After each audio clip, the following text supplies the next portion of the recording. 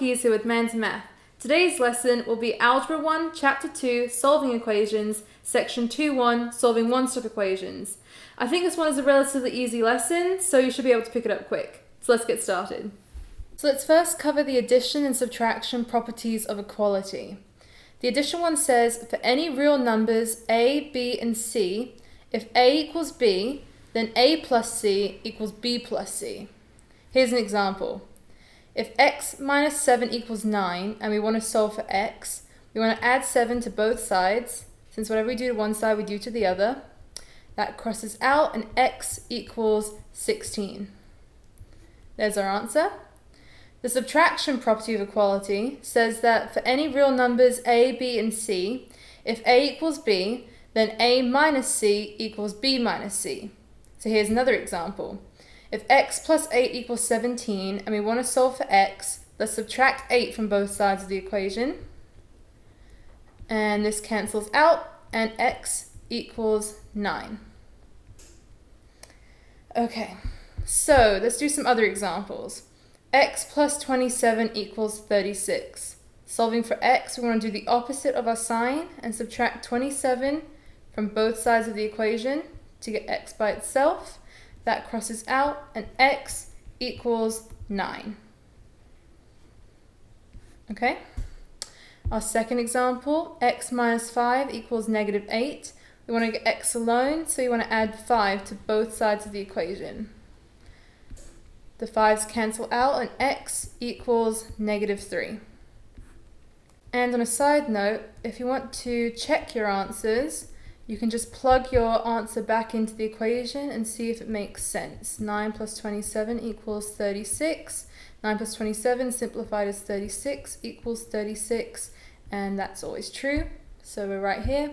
And on the second one, if we plug in negative 3 back into our equation and rewrite, and then this is the same as plus and negative 5. So negative 3 plus negative 5 is negative 8, and negative 8 equals negative 8. So this is true too. There's also the multiplication and division property of equality. The multiplication says that for any real numbers a, b, and c, if a equals b, then a times c equals b times c. Here's an example. We want to get x by itself here, and we know it's being divided by 5. The opposite of division is multiplication, so we just want to multiply both sides of the equation by 5 here. Okay, so this crosses out our 5 in our denominator, and we're left with just a single x. And then we know that 4 times 5 is 20. So x is 20. The division property of equality says that for any real numbers a, b, and c, where c is not equal to 0, if a equals b, then a divided by c equals b divided by c. Here's an example. 12x equals 72. We know that x is being multiplied by 12, and we want to get just one x. So the opposite of multiplication is division. So we're going to divide both sides of our equation by 12. This cancels out, and we're left with x equals 6. Okay, 3 other examples.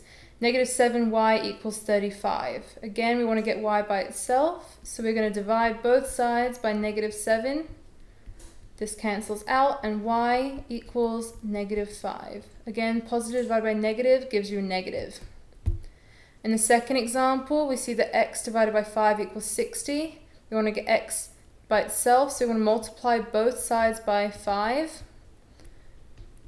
This crosses out a 5 on the left side and leaves us with x, and 60 times 5 is 300. So here's our answer there.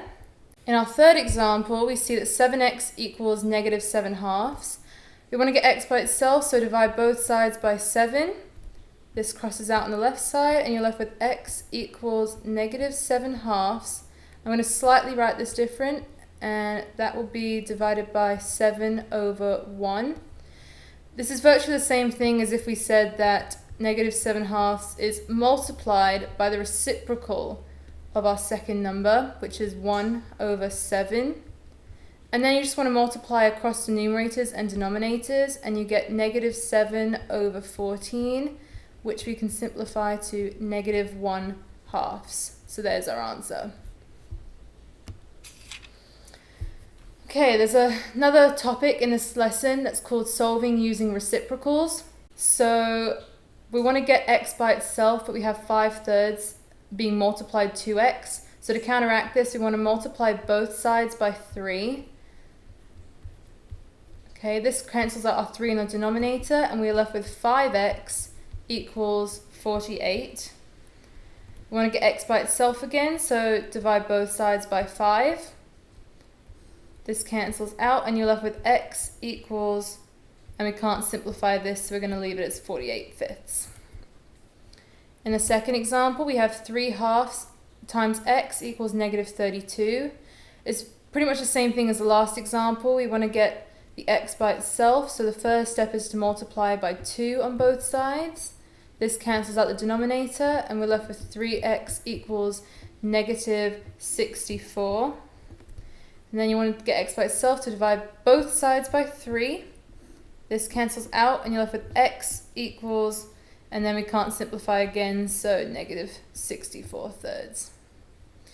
You can also be given a word problem. So in this example, a baby elephant's trunk is 1/3 the length of an adult elephant's trunk, obviously not to scale. A baby elephant's trunk is 36 inches long. What is the length of an adult elephant's trunk? So in the table, the length of a baby elephant's trunk we know is 36 inches. Okay. Is means it's equal to. It's another way of saying equal to. 1/3, we're just going to bring that down. Of is another way of saying multiply. So we're going to put a little multiply dot. And then the length of the adult elephant's trunk is our unknown. So that's going to be our x variable, our unknown variable. Bringing this all down into one equation, we have 36 equals 1/3 x. We want to get rid of the 1/3, and we know that the opposite of division is multiplication. So multiply both sides by 3. That crosses out our denominator, and we're left with x equals, and 36 times 3 is 108. So 108 inches is our answer for the adult elephant's trunk. I hope you enjoyed this video. You can find more lessons by clicking on the videos at the right of your screen. And if you have any math-related questions, feel free to send me an email at eleanor@mantamath.com, and I'll be happy to answer them for you. See you next time.